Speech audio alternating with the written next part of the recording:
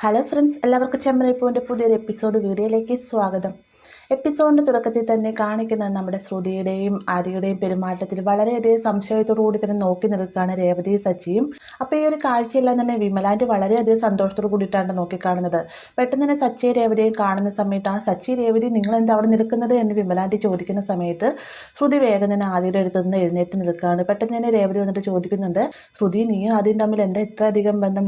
നിങ്ങളുടെ പെരുമാറ്റത്തിന് ഒരു അമ്മയും മകനും പോലെയുള്ള ബന്ധമാണ് എനിക്ക് തോന്നിയത്. മാത്രമല്ല ആദ്യം നിന്നെ അമ്മയെ എന്ന് വിളിക്കുന്ന പോലെയും എനിക്ക് തോന്നി എന്നൊക്കെ പറയുമ്പോഴത്തേക്കും വിമലാൻ്റെ വേഗം പറയുന്നുണ്ട്, ആദ്യക്ക് ആരെ കണ്ടാലും സ്വന്തം അമ്മയെ പോലെയാണ് തോന്നുന്നത്, അവൻ ആരെ അകമ്പഴിഞ്ഞ് സ്നേഹിക്കുമെന്നൊക്കെയാണ് പറയുന്നത്. പെട്ടെന്ന് സച്ചി പറയുന്നുണ്ട്, ഇവളുടെ കള്ളത്തരം എന്താണെന്ന് ഒന്നും തന്നെ ആ കുഞ്ഞിനെ അറിയില്ലല്ലോ, ഇവളായി തന്നെ ആൻറ്റിയെയും കുഞ്ഞിനെ വീട്ടിൽ നിന്ന് ഇറക്കി വിടാനൊക്കെ നോക്കിയതല്ലേ എന്നൊക്കെ സച്ചി പറയുമ്പോഴത്തേക്കും മനഃപൂർവ്വം ചെയ്തതല്ല, ആൻറ്റിയെ പേടിച്ച് ചെയ്തതാണെന്ന് ശ്രുതി മറുപടി പറയുന്ന സമയത്തും നിന്റെ മനസ്സിലിരിപ്പോൾ ഞങ്ങൾക്കല്ലേ അറിയാവുള്ളൂ, പക്ഷേ ഈ കുഞ്ഞിനൊന്നും അറിയില്ലല്ലോ, മോൻ വിചാരിക്കുന്ന പോലും ഒന്നും അല്ലാട്ടെ ഈ ഒരു ആൻറ്റി എന്നൊക്കെയാണ് സച്ചി പറയുന്ന സമയത്ത് ആദ്യം ശ്രുതിയെ തന്നെ നോക്കി നിൽക്കുകയാണ്. അതിനുശേഷം സച്ചി പറയുന്നുണ്ട്, ആൻറ്റി എത്രയും വേണം നിങ്ങളുടെ മകളെ ഇങ്ങോട്ടേക്ക് വിളിച്ചു വരുത്തണം, അവന് ശരിക്കും ഒരു അമ്മയുടെ സ്നേഹം എന്താണെന്ന് അറിയാനുള്ള ആഗ്രഹം നന്നായിട്ട് തന്നെയുണ്ട്, അതുകൊണ്ടാണ് ശ്രുതിയോട് ഇത്രയും അധികം അടുത്തത്. ഒരു കാര്യം ചെയ്യ്, നിങ്ങൾ ഫോൺ എടുത്ത് നിങ്ങളുടെ മകളെ വിളിക്കുക എന്ന് പറഞ്ഞുകൊണ്ട് സച്ചി രേവതി നിർബന്ധിക്കുന്നുണ്ട് കേട്ടോ.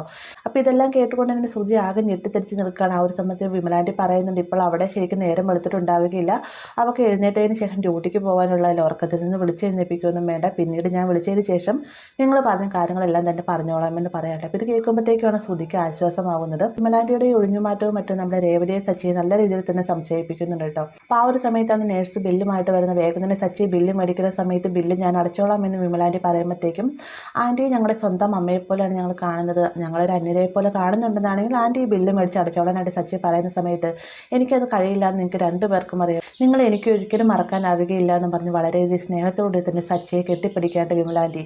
അപ്പോൾ ഈ ഒരു സമയത്ത് സച്ചി എല്ലാം മറന്നുകൊണ്ട് തന്നെ നിൽക്കുകയാണ്. കാരണം ഒരു അമ്മയുടെ സ്നേഹം എന്നാണ് ചന്ദ്രയുടെ കയ്യിൽ നിന്ന് സച്ചിക്ക് ലഭിച്ചിട്ടില്ലല്ലോ. വിമലാൻ്റി വേഗം മോനെ എന്ന് വിളിച്ച് കെട്ടിപ്പിടിക്കുന്ന സമയത്ത് വിമലയെ ചേർത്ത് പിടിക്കുന്നുണ്ട് സച്ചി. ഇപ്പോൾ ഈ ഒരു കാഴ്ചയൊന്നും തന്നെ ശ്രുതിക്ക് പിടിക്കുന്നില്ല.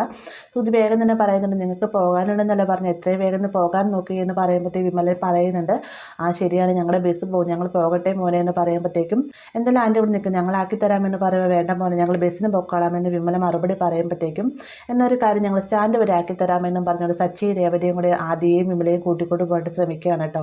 അപ്പോൾ ഈ ഒരു സമയത്ത് ശ്രുതി ചിന്തിക്കുന്നത് വെച്ച് കഴിഞ്ഞാൽ ശ്രുതിയായിട്ട് തന്നെ ഇവരെ കൊണ്ടേക്കാമെന്നൊക്കെ വിചാരിച്ചാണ് അത്രയും നേരം ആദ്യയുടെ കൂടെ ഒന്നും ഇരിക്കാമല്ലോ. അങ്ങനെയൊക്കെ ചിന്തിച്ച് വന്നിരിക്കുന്ന ശ്രുതിക്ക് പെട്ടെന്ന് തന്നെ ഇതെല്ലാം തന്നെ തിരിച്ചടിയാവുകയാണ്. അങ്ങനെ വിമലയെ ആദ്യം കൂട്ടിക്കൊണ്ട് സച്ചി രേവതിയെ പോകുന്ന സമയത്ത് ആദ്യം തോളത്ത് കടത്തിരിക്കുകയാണ് സച്ചി. വേഗം തന്നെ രേവതി ശ്രുതിയുടെ അടുത്ത് വന്നിട്ട് ചോദിക്കുന്നുണ്ട്, ആൻറ്റിയും ശ്രുതിയും കുറച്ചു നേരം ഇരുന്നില്ല, ആ ഒരു സമയത്ത് മോളെ പറ്റി എന്തെങ്കിലും സൂചന നൽകിയിരുന്നു എന്ന് ചോദിക്കുന്ന സമയത്ത് ഒന്നും തന്നെ പറഞ്ഞില്ല എന്ന് ഒരു പതറലോട് കൂടി തന്നെ ശ്രുതി മറുപടി പറയുന്നുണ്ട്. പെട്ടെന്ന് തന്നെ രേവതിയെ സച്ചി വിളിക്കുകയാണ് കേട്ടോ.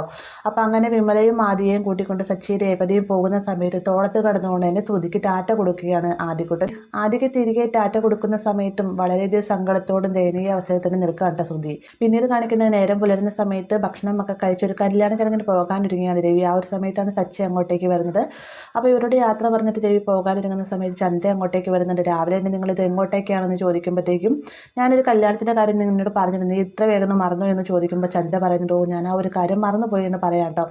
അങ്ങനെ ഇവർ സംസാരിക്കുന്ന കൂട്ടത്തിൽ തന്നെ സച്ചി പറയുന്നുണ്ട്, അച്ഛ അവിടെ ചെല്ലതിന് ശേഷം നല്ലൊരു പെണ്ണിനെ കണ്ടുവച്ചോ, അച്ഛന് നല്ല രീതിയിൽ സ്വസ്ഥമായിട്ട് ജീവിക്കണമെന്നാണ് മറ്റൊരു പെണ്ണ് കിട്ടുന്നതായിരിക്കും നല്ലത്, വേണമെങ്കിൽ ഒപ്പിട്ട് ഞങ്ങൾ തരാമെന്നൊക്കെ സച്ചി പറയുമ്പോഴത്തേക്കും എല്ലാം കേട്ടുകൊണ്ട് തന്നെ ചിരിച്ചുകൊണ്ട് നിൽക്കുകയാണ് രേവതി. എന്നാൽ രവി പറയുന്നുണ്ട്, എടാ എൻ്റെ ജീവിതം നീ തുളയ്ക്കരുതേ, ഇപ്പം തന്നെ എനിക്ക് സമാധാനമില്ല, ഈ ഒരു പെണ്ണും കൂടെ കെട്ടുന്ന കാര്യമൊക്കെ നീ ആയിട്ട് തന്നെ പറഞ്ഞു കഴിഞ്ഞാൽ പിന്നെ എനിക്ക് കടക്കാൻ പറ്റുകയില്ല എന്നൊക്കെ പറയുമ്പോഴത്തേക്കും, അച്ഛനൊന്നുകൊണ്ട് പേടിക്കേണ്ട, എല്ലാവരും സപ്പോർട്ട് ഞങ്ങളുടെ ഉണ്ടാവുമെന്നൊക്കെ ഇങ്ങനെ സച്ചി വെറുതെ കളിയാക്കുന്ന രീതിക്ക് സംസാരിക്കുകയാണ്. പെട്ടെന്ന് തന്നെ ചന്ദ്ര പറയുന്നുണ്ട്, ഞാൻ രവിയായിട്ട് സന്തോഷത്തോടു കൂടി ജീവിക്കുന്നത് നിനക്ക് തീരെ സഹിക്കുന്നില്ലല്ലോ, എനിക്ക് എല്ലാം അറിയാമെന്നൊക്കെ പറയുമ്പോഴത്തേക്കും, അല്ലെങ്കിൽ നിങ്ങളുടെ കൂടെ നടന്ന് എൻ്റെ അച്ഛൻ്റെ ജീവിതം അധോഗതിയായി, അതുകൊണ്ട് തന്നെ അച്ഛന് നല്ലൊരു പെണ്ണ് കെട്ടാൻ ഞാൻ തീർച്ചയായിട്ടും സഹായിക്കുമെന്നൊക്കെ സച്ചി പറയുമ്പോഴത്തേക്കും, മതി ഞാൻ എന്തായാലും കല്യാണത്തിന് പോകും, എന്തായാലും കുറച്ച് ലേറ്റായിട്ടേ വരികയുള്ളൂ എന്ന് പറയുമ്പോഴത്തേക്കും, ഒരുപാട് ലേറ്റൊന്നും ആവുന്നുണ്ട്, എത്രയും വേഗത്തിന് വന്നമെന്ന് ചന്ദ്ര മറുപടി പറയുന്നുണ്ട്. അങ്ങനെ നമ്മുടെ രവി പോയതിന് ശേഷം സച്ചിക്ക് ഭക്ഷണമൊക്കെ കൊടുത്ത് രേവതി അടുക്കളയിൽ പാത്രം കഴുകിക്കൊണ്ടിരിക്കുന്ന സമയത്താണ് ചായ എന്ന് പറഞ്ഞിട്ട് ശ്രുതി ബെഡ്റൂമിൽ നിന്ന് വളരെയധികം ഉച്ചത്തോട് തന്നെ വിളിച്ചു പറയാം കേട്ടോ.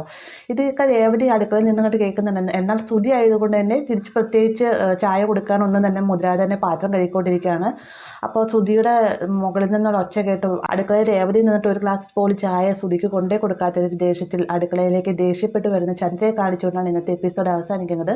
വീഡിയോ ഇഷ്ടമായെങ്കിൽ ലൈക്ക് ചെയ്യാനും കൂടെ ചാനൽ സബ്സ്ക്രൈബ് ചെയ്യാനും മറക്കരുത്.